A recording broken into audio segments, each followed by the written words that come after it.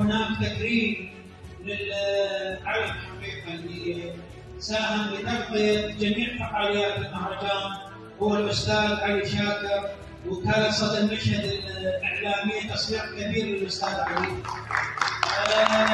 يتفضل السيد عادل الأرداوي مشكورا بتكريم الاعلامي والصحفي والمصور الجميل الاستاذ علي شاكر. وهذا حقيقه اقلنا نحطنا الى هذا الدرع الجسم ممرنا تفضل دكتور حيدر. تفضل دكتور حيدر. سيد الرئيس تفضل.